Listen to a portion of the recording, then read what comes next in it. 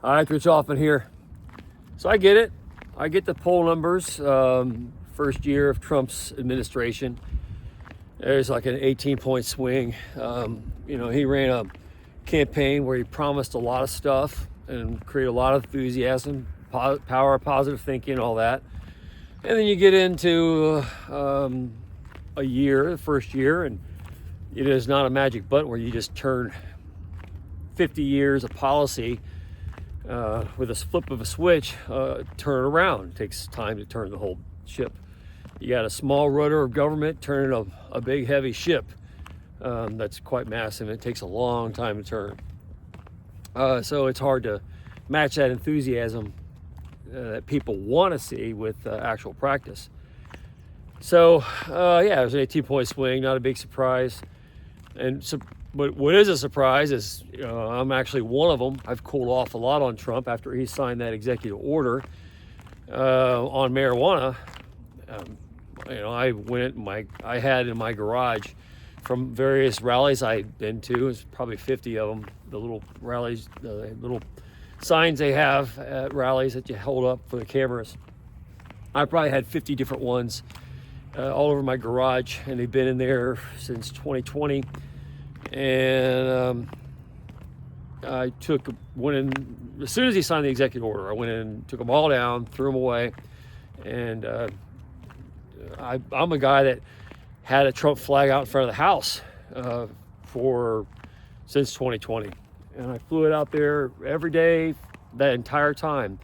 And that's with people bringing Uber Eats over, and Amazon drivers, FedEx drivers, everybody knowing pretty well where my politics was when it's not very popular to be that, especially in those first couple of years. I was a devout Trump supporter, enthusiastic Trump supporter, and I'm not a Trump supporter, but I've cooled off on him a lot because of I can't do the marijuana thing. But it's more than that. Even so, it's one thing to talk a good game and go out there and do the big time wrestling, pre-match ceremonies where everybody's talking tough, and I think Trump's prone to that. But then actually he's kind of a New York liberal, and when you start getting into real policy and real practice, he's a nice guy that wants to kind of live and let live. And he's, when you get past the tough talk of a match, you always see it in boxing, or you see it in the MMA fights where, the pre-fight ceremonies always have everybody looking at each other tough, starting to stare each other down. A lot of tough talk, and then after the fight, everybody's shaking hands and honoring whoever wins and saying you're the best. And no one wants to see that.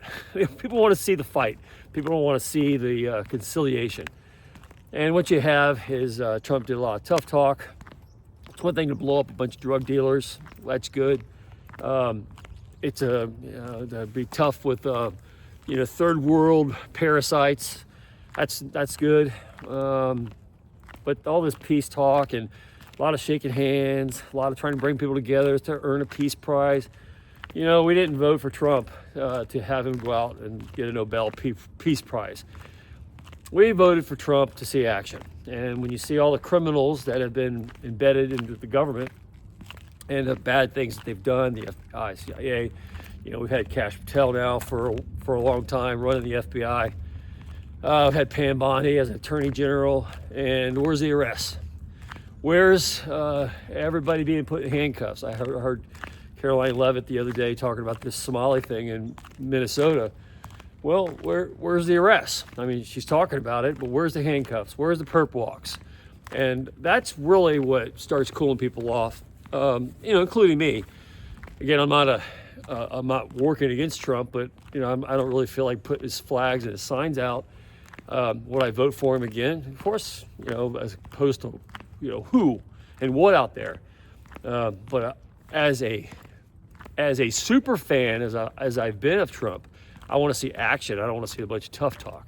And I want to see people actually get put in jail. I want to see people prosecuted. I just don't want to see a bunch of third world little boats of a bunch of losers getting destroyed when you got people in your own backyard doing far worse. and letting it go on has been a problem.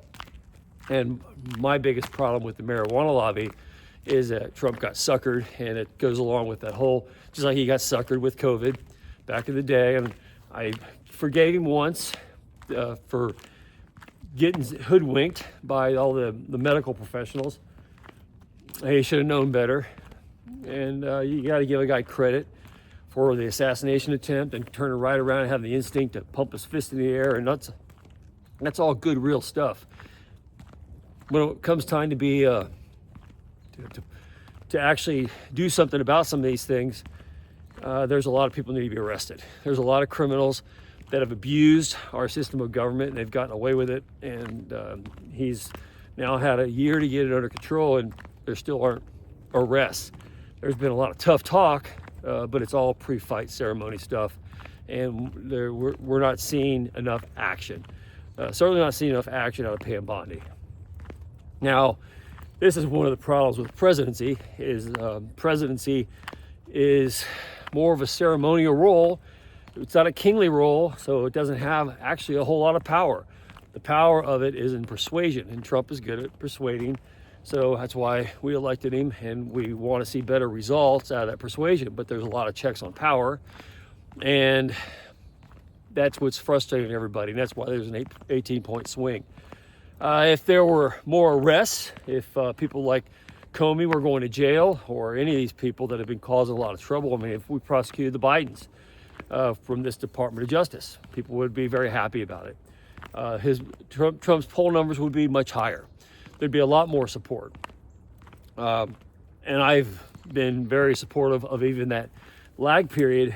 But for me, the final straw was the marijuana signing, because it's just more evidence that Trump himself is more talk than action. And again, in a presidency where a lot of it's ceremonial, there's not a whole lot of real legislative control you can do. You can influence people with your mouth, but you can't actually go out there and do anything like a king. And I think Trump's done all you can really do as quick as you can do it. So the honeymoon period's over.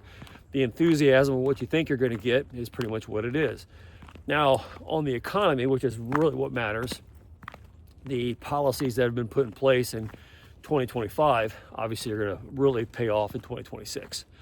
So I think a lot of people are going to be very happy. Some of that 18-point swing aren't people like me who are upset about marijuana policy or, playing nice with Democrats. What they want to know is, what's the price of gas going to be? And can I buy a house? Is affordability going to get pulled into some reasonable concession on the pricing structure? And the answer is, I think 2026 is that year.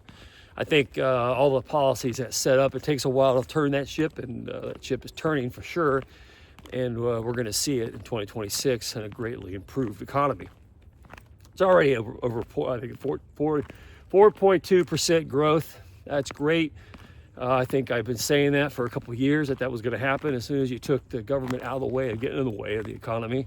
Trump's administration certainly did that right out of the gate, and we're seeing 4.2% growth and going up.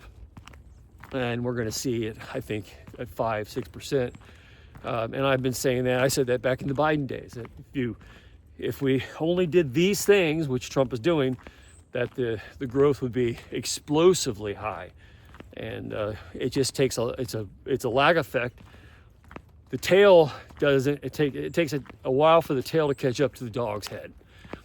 So when you're wagging the tail, it takes a while because the head's already around the corner, and you have to start that policy well in advance. And a lot of that happened. A lot of that groundwork happened in 2025. So by the time you get to the next year, the 2026 going to 2027, where we just entered 2026 from 2025, a year from now, I think you're looking at a very dominant economy, and people are going to be pretty happy, and that 18-point swing is going to swing in another direction. So if the economy is really what matters, which it is, that's what Trump's going to be judged on ultimately. It won't be on whether he signed that executive order on marijuana policy, or whether he played nice with with Saudi Arabia when people like to see otherwise, or they don't like his policy on Israel and peace in the Middle East and whatever it is. Whatever people have a personal problem with, ultimately what's going to come down to is the economy. And how well is it? How well are people functioning within it? And are there opportunities for people that want them?